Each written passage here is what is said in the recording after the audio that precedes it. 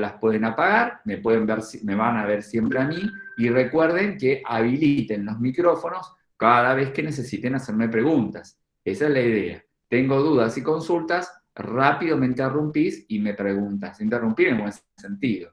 O querés hacer un aporte, hacelo, ¿sí? La idea, esto en el aula es mucho más rico porque nos vemos, nos comentamos. En cambio, en la virtualidad es como que uno está más calladito y escucha más. Bueno, este tema un poquito ya vieron en los videos, así que es un repaso nada más, que esto lo vamos a ver persistentemente, más cada año de la carrera se retoma la necesidad del proceso de atención de enfermería. Lo importante por ahora, lo que no podemos olvidar, es que el proceso de atención de enfermería PAE no es solamente un trabajo por presentar, un trabajo práctico que tengo que sentarme a hacer, buscar en textos, buscar el fundamento científico de cada cosa que hago. En sí, todo el tiempo estamos haciendo un proceso de atención de enfermería, de forma quizás mental. No lo estamos volcando todo el tiempo en un texto, pero sí en nuestros registros de enfermería. Y lo verbalizamos en cada pase de guardia, cuando hablamos con la familia, con el paciente o con otros profesionales. Entonces, el proceso de atención de enfermería, hay que romper la idea de que es un trabajo práctico o un trabajo integrador. Es tu día a día, nada más que está como abrumado con todas las tareas que hacemos. Pero esas tareas que hacemos salen de un proceso que fue pensado previamente y repensado todo el tiempo. Entonces, primera parte que queda en claro, el proceso de atención de enfermería es nuestro método científico por excelencia. Cuando a vos te pregunten qué es el PAE, una de las respuestas rápidas que tenés que dar es que es tu método científico por excelencia que te permite sistemáticamente brindar cuidados integrales de enfermería, ¿sí? Siempre centrados en alcanzar resultados de la mano de las necesidades del paciente, la familia y la comunidad. Ustedes el cuatrimestre próximo van a cursar una materia que se llama enfermería comunitaria. Es decir, van a armar procesos de atención de enfermería que mira las necesidades de una comunidad. Ya no de una persona en especial o de una familia en particular, sino el de una comunidad determinada. Entonces, volviendo a nuestra enfermería, el proceso de atención de enfermería PAE es un método científico y por lo tanto genera que vos sistemáticamente, ¿qué significa? Que uno jerarquiza, valora previamente, otorga puntajes, ¿sí? Evalúa resultados para brindar cuidados integrales. ¿Integrales en qué sentido? Y bueno, porque una persona no es solamente una insuficiencia renal, una insuficiencia hepática, un medicamento por tomar o un baño o una higiene por realizar. La integralidad está en todas las esferas de la persona, ¿sí? Las espirituales, las psicológicas, las físicas, ¿sí? Las sociales, todas hacen a un cuidado integral. Entonces uno tiene que pensar todas esas esferas posibles para generar cuidados eficientes. Se dice también que detrás del proceso de atención de enfermería hay una teoría, que acá lo pongo en negrita, lo subrayo, que se llama hipotético-deductiva, ¿sí? Una teoría hipotético-deductiva. Si yo a ustedes les pregunto, ¿qué es una hipótesis? Les pregunto a ustedes, ¿qué es una hipótesis? ¿O qué recuerdan haber escuchado o qué creen que es? Algo que se cree o que está planeado o que todavía no es seguro, pero está ahí, puede ser tal cosa. Muy bien. Es como decir, yo creo que la causa del problema es tal, ¿sí? Como muy bien dijo la colega. Es algo que yo me imagino que es, quizás no tengo demasiada evidencia, no tengo mucho a mi favor, pero tengo toda la sospecha que el problema viene por ahí. Entonces, la teoría hipotético-deductiva, ¿sí? Es una teoría que ya la van a ver mucho en metodología de la investigación, cuando estén en segundo año, primer y segundo cuatrimestre, que aunque ustedes digan, uy, falta un montón, no lo es, porque un año pasa volando. La teoría hipotético-deductiva es una teoría científica donde dice que uno deduce soluciones y problemas, pero también genera hipótesis. Una hipótesis es un intento teórico de responder a un problema. Obviamente, después esa hipótesis puede o debe adecuarse a una realidad dada. Por lo tanto, esto sirve para recordar siempre que los cuidados de enfermería, ¿sí?, se acomodan a las necesidades del paciente, nunca al revés. Nunca decir, el paciente se tiene que acostumbrar, el paciente se tiene que adecuar, el paciente se tiene que amoldar a enfermería. No. Todo siempre es al revés de todo eso. Los cuidados de enfermería se adecúan a las necesidades del paciente.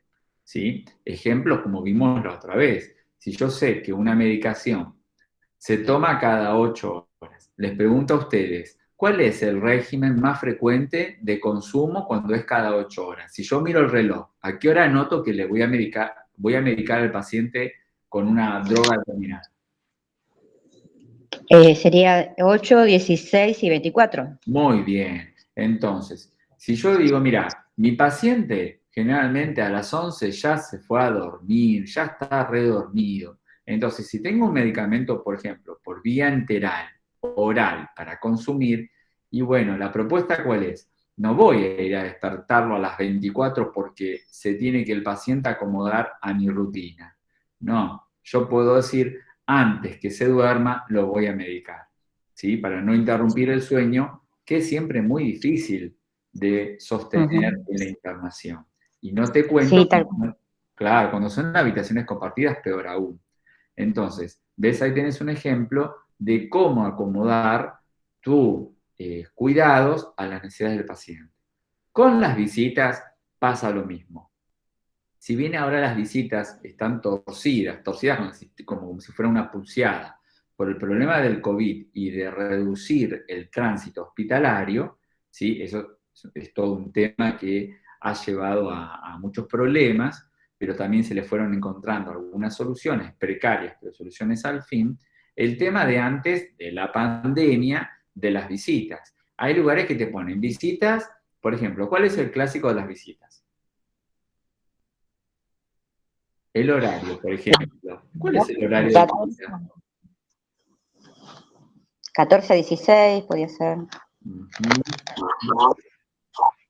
A ver, otros. Momento de almuerzo y cena. Claro, ¿viste? Parece que siempre coincide con una necesidad del paciente que el enfermero no quiere prestarle mucha atención. De 12 a 14, o te ponen de 16 a 17, ¿sí? O de 18 a 20. Todos horarios donde es verdad, uno puede acompañar al paciente en esos horarios, invitar a la familia a que colabore. Pero tampoco se trata que hagan tu trabajo, ¿sí? Eso no. Lo de las visitas, hoy por hoy se plantea que ya no hay horarios de visita, no debe haber horarios de visita. La persona puede estar acompañada a las 24 horas, recibir visitas de cuanta gente quiera, obviamente la cantidad uno la regula, tampoco puede dejar una fiesta clandestina dentro de una habitación. Sí se pide que se tenga la amabilidad del caudal de personas que sea cuidadoso, ¿no? Esperen que admitimos acá, muy bien.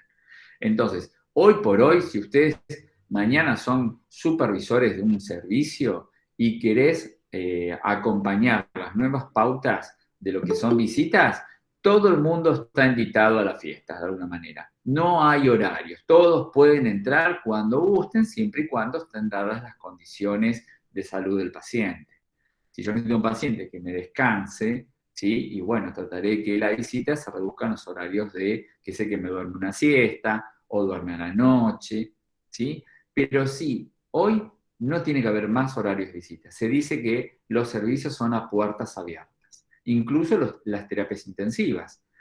Donde yo trabajaba en el Sanatorio de Trinidad Palermo, las terapias intensivas, tanto pediátricas como de adultos, yo estaba en pediatría, eran a puertas abiertas. Más allá que nosotros teníamos internación conjunta. Así que siempre teníamos a alguno de los padres o abuelos o tíos ayudándonos en el cuidado del niño. Pero la gente de adultos tiene la posibilidad de que en cualquier momento o todo el día haya alguien acompañando a la persona que ha enfermado y está internada, ¿sí? Entonces, como esto hay que pensarlo ya como algo que vino para quedarse. y que hace muy bien a la persona que está internada. Y el enfermero tendrá que acostumbrarse a trabajar, ¿sí? En compañía de la familia. Muy bien. Eh, Características, sí, sí, disculpe. ¿no? Normalmente con este tema de la pandemia, o sea, fue más complicado porque se restringieron con respecto a los ingresos, a pesar de que el familiar entraba con toda la vestimenta, el equipo de protección, eh, hubo muchos brotes de COVID en la sala. Es más, también compañeras, incluso yo también tuve un contagio a raíz de esa situación. Ujú. Sí, como yo les dije, la pandemia vino a torcer todas estas ideas hermosísimas que tenemos en relación a la necesidad de acompañarnos. Por eso dije, antes de la pandemia estábamos acostumbrados a evitar las visitas de todas formas, pero empezamos a acostumbrarnos a que la visita no hay horario de visita. Y la idea es que después de esto volvamos a abrir nuestras puertas y que la gente cautelosamente entre y esté con su familia, ¿sí? Esa es la idea. Ahora es un momento especial en todo sentido. Por eso no lo podemos tomar, si bien el COVID va a cambiar muchas cosas para siempre, ¿sí? Para bien, pero también hay cosas que tenemos que repensarlas para futuras pandemias. Y que hubo cosas que van a mejorar sin duda a partir del COVID, ¿no? La gente se lava mucho más las manos, utiliza el alcohol en gel. Si ustedes, yo nunca fui, pero uno no deja de ver documentales, películas o la televisión en Japón como en China, y cada persona que enferma, que tiene una gripe, sale con su barbijo, y es muy natural. En cambio, ahora estamos todos con barbijos, pero creo que antes nadie veía a alguien con un barbijo en la calle, salvo que fuera una persona que estuviera en tratamiento de quimioterapia, neutropénica, y que bueno, que llamaba la atención porque lo usaba. Eso quizás también vino para quedarse. A mí no me molestaría cuando subo al subte para ir a trabajar usar un barbijo.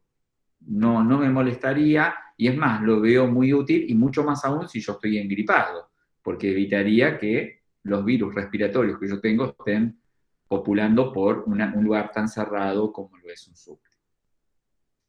Características del PAE, ¿sí? Es decir, el PAE tiene sus características, ya lo vimos como un método científico que tiene detrás una teoría científica que es el hipotético deductivo, ¿no? Que deduce problemas y soluciones, pero también hipótesis, que siempre la tiene que contrastar, es decir, llevar a la realidad, acomodarse a la realidad de las necesidades del paciente, y tiene características, validez universal, es decir, un PAE realizado por profesionales argentinos puede servir para atender a un paciente con características similares en cualquier otra parte del mundo.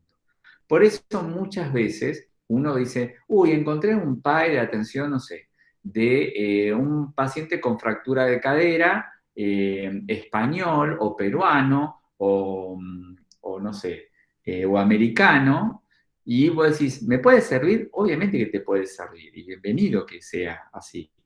Quizás haya matices que sean más propios de una cultura o de otra, pero el núcleo duro del PAE, lo científico del PAE, va a mantenerse, ¿sí? Por eso tiene validez universal. Y por eso a veces usamos textos de muchos países diferentes, porque todo suma de alguna manera, y además, como ya te digo, el núcleo duro de lo científico no cambia, ¿sí? Utiliza terminología, pero siempre científica. Por eso es muy importante, y yo siempre van a ver que muchos me dicen, Diego habla difícil. Bueno, a ver, a veces yo lo difícil es porque busco la máxima propiedad con la cual explicar un tema, ¿sí? A veces lo desarmo con palabras simples para que podamos entender, pero rápidamente asumimos la necesidad de hablar con la máxima propiedad, porque es un lenguaje científico. Vos decís, pero ¿quién te entiende? Y otro colega lo tiene que entender. Ahora, cuando yo hablo con una familia, con mi paciente, tengo que tratar que esa terminología científica la pueda entender, ¿sí? Sin caer en cosas groseras, obviamente.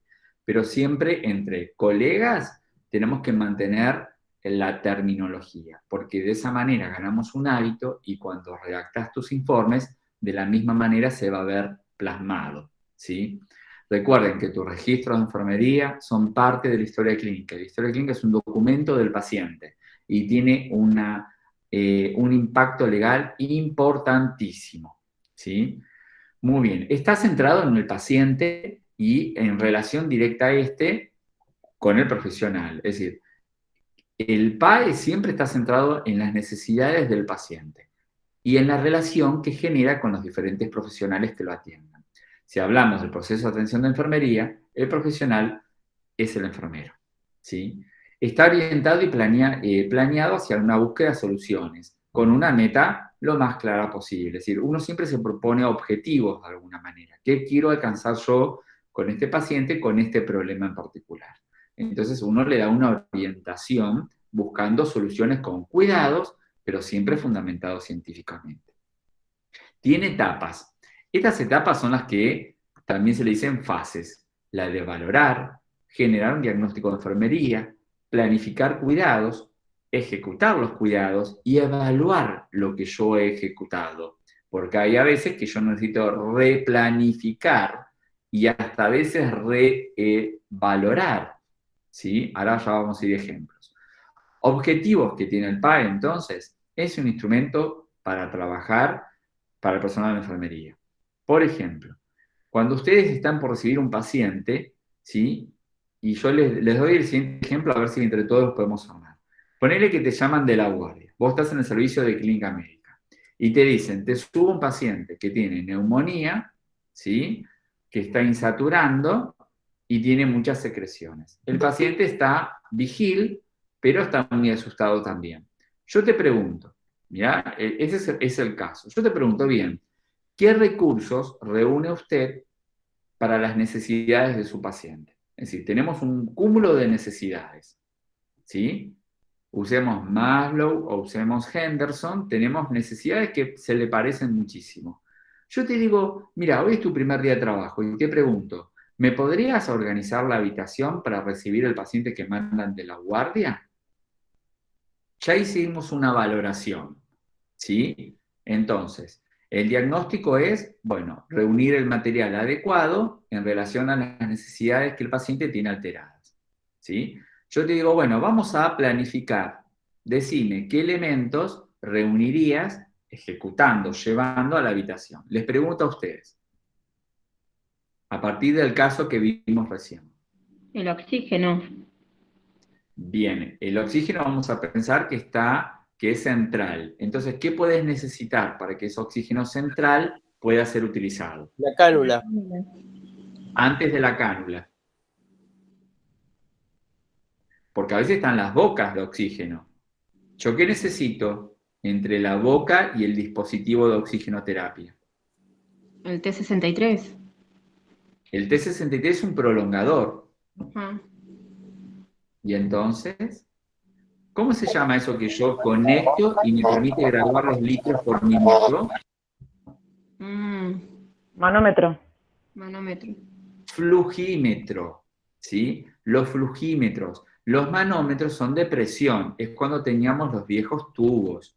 Ahora lo que tenemos cuando el oxígeno central, por eso dije, el oxígeno central, son flugímetros que determinan los litros por minuto de oxígeno que yo voy a usar, que va de 0 a 15 litros por minuto, y hay un flugímetro que es de alta precisión, que es el que usamos en neonatología, que es de 0 a 3 litros por minuto, ¿sí? Bien, ¿qué más reúno para llevar a la habitación? Cánula nasal. Bien, podemos llevar una cánula nasal porque nuestro paciente con neumonía cursan generalmente con alguna forma de hipoxemia. Así que por lo menos para empezar, una cánula nasal, porque ya me dijeron que estaba insaturando. Por si acaso, una cánula nasal. Si yo les digo, ¿qué se promueve siempre de la oxigenoterapia? ¿Cómo debe ser ese gas que es oxígeno, que sale frío y seco para que llegue al paciente? ¿Cuál es la premisa que uno dice? Mira, si es así y así, mejor. Es Si humidificado. Ahí está, muy bien. Calentado y humidificado. Porque mira, yo te estoy diciendo, el oxígeno en un tubo o central sale muy frío y seco. Y uno respira un oxígeno que está mezclado en el ambiente, que tiene una humedad. Hoy quizás te dicen, mira, hoy hace 80% de humedad, hay una humedad en el ambiente, y hay una temperatura ambiental, que para colmo, luego en la vía aérea superior se sigue calentando y filtrando. Entonces, hay muchos lugares que cuentan con recursos, otros no, donde se puede humidificar y calentar preferentemente el oxígeno, que eso es mucho mejor, más saludable para la vía aérea. Después vamos a entrar un poquito en ese tema cuando veamos el manejo de la vía aérea y la respiración. Ya a partir de mañana empezamos a ver algo de eso.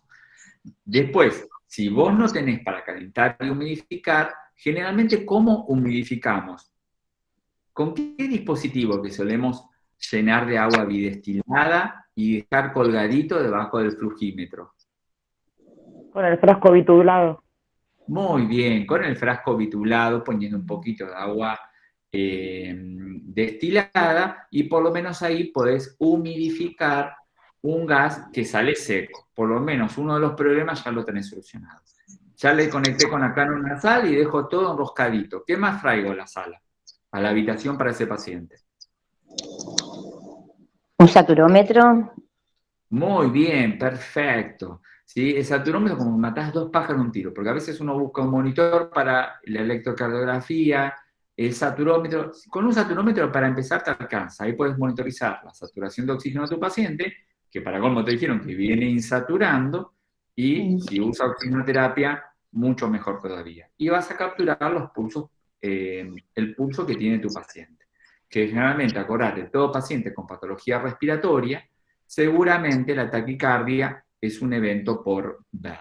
Muy bien, ¿qué más? Podría ser una mascarilla de reservorio y llegar a ser necesario. Por ahora no lo complejicemos. Ya tenemos Bueno. una cánula nasal. Siempre vamos de lo más simple a lo más complejo. ¿Sí?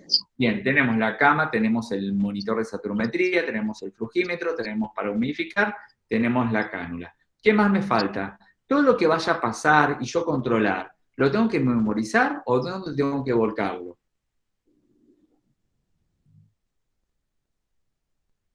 Bien, ¿qué tengo que hacer? ¿Tengo que acordarme todo o tener que ya a pie de cama del paciente, en la mesa, apoyado?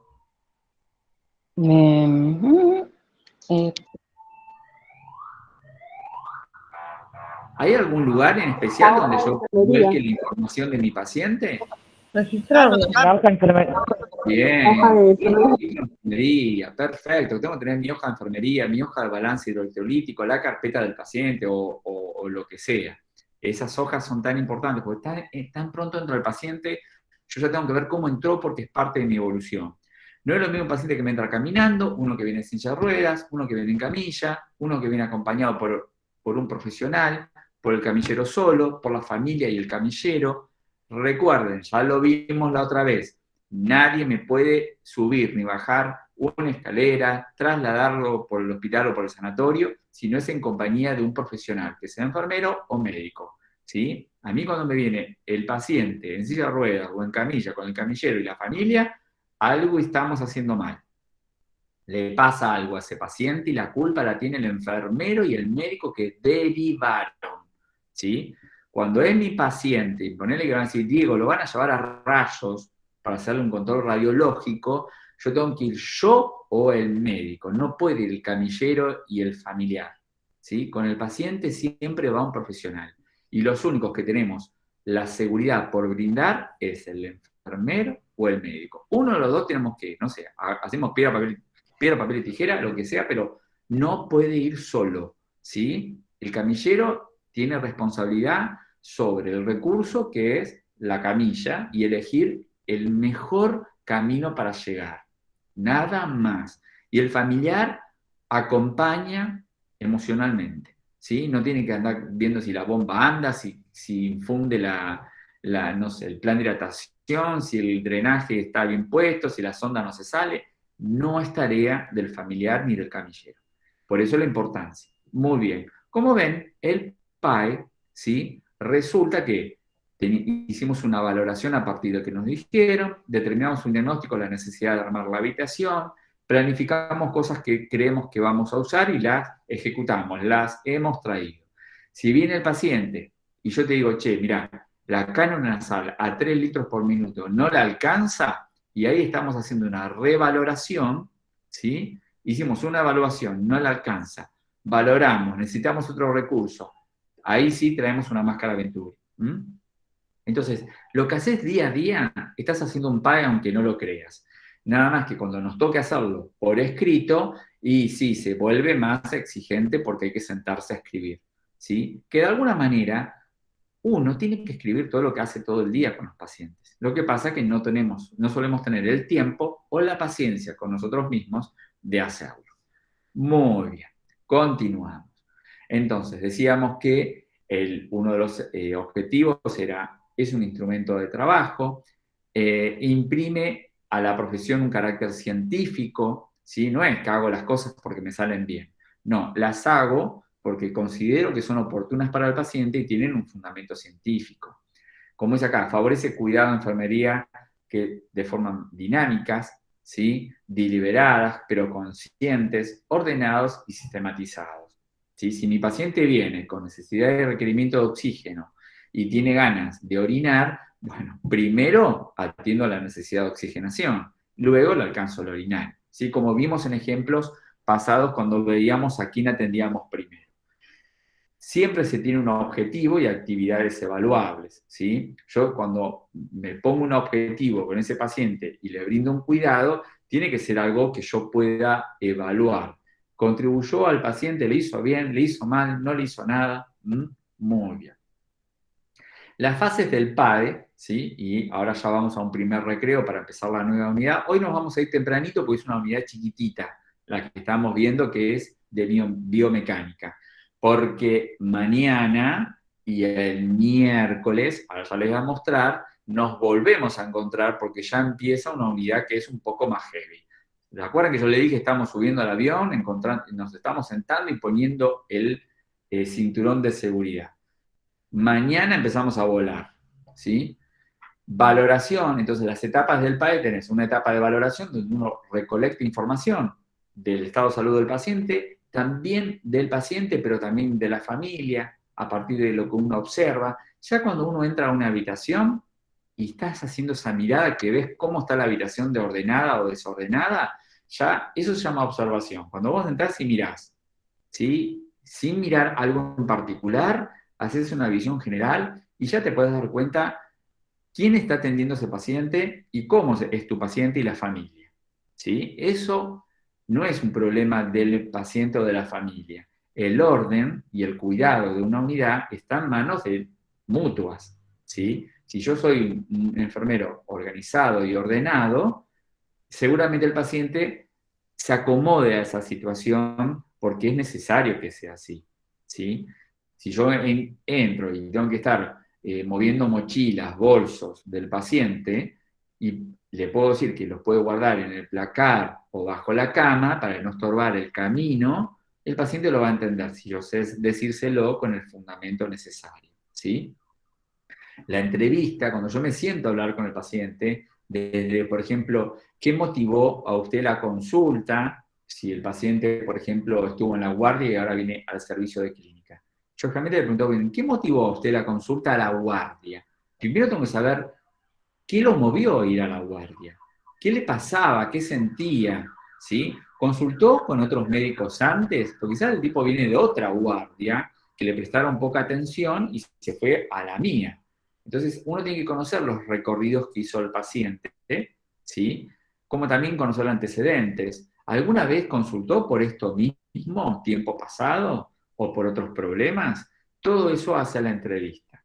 La exploración física actualmente, ¿sí? Se hace, obvio, pero se hace cuando pronto llega el paciente y uno empieza a valorar y aprovecha el momento de conexión a algunos equipos, como es la electrocardiografía, el saturómetro, el control de la tensión arterial, para ir valorando de alguna manera el cuerpo del paciente. Más adelante, ya mañana, digo, y en adelante, con cada necesidad que vamos a ir viendo todos los aspectos que uno puede valorar en tu paciente, en el examen físico, para encontrar la evidencia de problemas, ¿sí? Y cómo podemos ir solucionándolos. Diagnóstico de enfermería. Ya nos vamos al primer recreo. Diagnóstico de enfermería. Estoy repasando lo que ustedes vieron en los videos. Diagnóstico de enfermería, recuerden que un diagnóstico de enfermería nunca es un diagnóstico médico. Si yo digo paciente con apendicitis, no puede ser un diagnóstico de enfermería. El diagnóstico de enfermería no puede meterse adentro ni tomar un diagnóstico médico, porque es un diagnóstico médico. Nosotros diagnosticamos, ¿sí?, respuestas vitales del paciente en torno a la salud o a la enfermedad, que pueden ser reales o pueden ser potenciales, como ya vimos la semana pasada. Por ejemplo, yo digo, paciente con una gastroenteritis. No, porque la gastroenteritis es un diagnóstico médico. Entonces, vos me vas a decir, ¿y qué vas a decir? ¿O cómo lo decís, Diego? Bueno, yo puedo decir paciente con dolor relacionado con proceso inflamatorio abdominal. Porque yo no soy médico, no puedo dar un diagnóstico médico, porque estaría usurpando una profesión ajena a mí. En cambio, los enfermeros lo que hacemos son formulación de diagnóstico de enfermería a partir de las necesidades del paciente. Paciente con dolor, tiene una necesidad, reparar, solucionar ese dolor. Relacionado con, y bueno, ¿qué despertó el dolor? ¿De dónde viene ese dolor? Bueno, un abdomen que tiene un proceso inflamatorio, ¿sí? Muy bien. Esto ya después, de a poquito, en la medida que vayamos avanzando en otras unidades, vamos a ir poniendo en práctica este proceso de atención. Los diagnósticos pueden ser reales, que son aquellos que tengo absoluta certeza de su presencia, de riesgo o potencial, que es aquello que yo les decía, puede pasar. Hay un poco de evidencia que me dice, mira, ahora el problema no está instalado, pero ojo porque puede ocurrir, ¿sí? Y los diagnósticos son no solamente de salud y de bienestar, sino, es decir, ponen de salud y de bienestar. ¿Por qué? Porque realmente uno diagnostica cosas malas, todas necesidades como alteraciones o como carencias, como ustedes habrán leído en el capítulo de necesidades básicas. Una necesidad se entiende como una carencia, como eso que yo quiero alcanzar y lograr y satisfacer. Es verdad que lo que más trabajamos es eso, pero también, por ejemplo, decir, un paciente, no sé, obra determinada religión que le aporta bienestar y seguridad. Bueno, está bueno eso saberlo. Si yo te digo, mira, el paciente de la habitación 8 tiene un pronóstico horripilante, pero el paciente está acompañado por la familia, vienen los amigos, y eso lo hace sentir muy bien. Entonces, ahí tenés un diagnóstico de bienestar. Es decir, eso es importante, porque si vos llegás y decís, echo a todo el mundo, porque quiero trabajar solo y tranquilo, le va a hacer muy mal a tu paciente, porque vos ya tenías un diagnóstico que decía que ese paciente en compañía de la familia, de los amigos, es un paciente colaborador, está tranquilo, no te digo que esté feliz, pero por lo menos está tranquilo, colabora. Entonces, los diagnósticos de bienestar son siempre bienvenidos. Tiene un trabajo estable, ¿sí? No es lo mismo alguien que te dice, yo estando internado estoy perdiendo mi fuente de trabajo, que alguien que te diga, sí, yo estoy internado, ya pedí la licencia en el trabajo y bueno, nada, ahora esperar a que me cure, ¿sí? Son dos situaciones realmente muy, pero muy diferentes. Los cuidados hay que planificarlos, estableciendo prioridades y seleccionando qué intervenciones, también se llaman prescripciones, de enfermería yo voy a pautar. El enfermero puede prescribir. Una prescripción es aquello que yo sugiero que el paciente haga y que yo no las voy a hacer, ¿sí? Por ejemplo, si yo le digo al paciente, en su domicilio intente controlarse 2 veces al día su tensión arterial, ¿sí? Yo no es que yo voy a ir a hacerlo a su casa, pero le prescribo al paciente como una prescripción, como hace el médico, yo le prescribo los cuidados que puede hacer en su casa, ¿sí? O cómo controlarse la glucemia capilar, y le prescribo que eso se lo tiene que hacer antes de consumir alimentos, por lo menos antes del desayuno y antes de la cena, para poder consumir la insulina que esté indicada por el médico. La ejecución, ¿sí?, es todo lo que yo sugiero hacer, es llevarlo a cabo, ¿sí? Eso requiere preparación, intervención y siempre documentar. ¿Documentar qué es? Escribirlo. No dudes en escribir. Hasta cuando uno dice, avisé al médico que venga a ver a mi paciente porque lo noto disneico o está insaturando más de lo que lo hacía, Bueno, eso se redacta y siempre se pone el nombre del médico. No se pone, me comunico con el médico de guardia. Te van a decir, mire, hay 10 médicos de guardia. ¿Con quién habló usted? Si vas a un juicio. Bueno, se comunica con el médico, no sé, Lorenzo Pérez. ¿Sí? Pongo nombre y apellido, le explico la situación, el médico dice que a la brevedad de minutos se acercará a la unidad. Y siempre se pone la fecha y la hora exacta. Yo no puedo decir, 8 de la mañana controlé a todos los pacientes. A veces uno hace, a mí me pasó con una práctica que hice de perito, que mirábamos las hojas de enfermería por un problema que había habido con una enfermera y un médico, y la enfermera a las 8 de la mañana, en 7 pacientes que tenía bajo su atención, a las 8 había atendido a todos, medicados a todos y controlados a todos. En la hoja de enfermería decía, 8 horas controlo y medicado. El paciente B, controlado y medicado. A las 8 de la mañana, el paciente C, controlado y medicado. El juez preguntó, ¿es posible que un enfermero a la misma hora del mismo día haya cuidado a 7 pacientes? Yo le dije como perito, no, es imposible. Entonces, ¿el registro está mal redactado? Sí. Entonces, ¿es de confiar la enfermera? No. ¿Por qué? Porque mintió. ¿Se dan cuenta el peligro de documentar las cosas cuando uno miente? Recuerden que un perito se busca a alguien que sea colega, pero el colega, en este caso, va a buscar decir la verdad, evidenciar la verdad. Entonces, si yo empiezo 7:30, como a mí me pasaba en el trabajo, 7:20, tomaba la guardia y ya empezaba a trabajar, porque tenía quizás 5 chicos a mi cuidado, 7:20 empezaba con uno, 7:40 seguía con otro, recién a las 8 veía el tercero, y a veces eran 8:50 y veía el quinto. Había previsto que había niños que me necesitaban más que otros. Entonces, al que mejor estaba o estaba durmiendo, lo dejaba como para lo último. Pero yo no mentía en mis registros. Vos veías que la medicación del último niño había sido suministrada a las 8:50. No pasa nada, chicos. Peor es que pase algo y después digan, ¿cómo puede ser que Diego a las 8 atendió a todos? ¿Diego es creíble? No, ya el juez te mira con desconfianza. Y luego evaluar. Todo requiere una evaluación, porque si yo voy, ponele, vas a ver que hay muchos lugares donde te indican determinados antibióticos y te dicen, siempre diluido en 100 mililitros. ¿Les pasa o no les pasa eso? Les pregunto a ustedes. Sí. Muy bien. Vamos a ver dentro de poquito, no esta semana ni la próxima, que los antibióticos, y lo van a ver en farmacología el próximo cuatrimestre, cada antibiótico tiene una propuesta de dilución y de velocidad de consumo. Son diferentes, ¿eh? No es lo mismo, por ejemplo, la vancomicina que la claritromicina o la cefalotina. Son familias diferentes, requieren diluciones diferentes en relación a la dosis que consume el paciente y también a la necesidad del paciente. Entonces, ¿qué puede pasar? Que yo piense que este producto siempre va en 100 porque el médico me indica en 100 y el paciente tiene una flebitis impresionante. Entonces yo ahí tengo que evaluar, ¿necesita siempre 100 o puede consumir un poco más de volumen? Y quizás pueda darle más dilución a ese antibiótico para que haya menos efecto corrosivo en el vaso venoso donde siempre se infiltra, ¿sí? O tiene flebitis.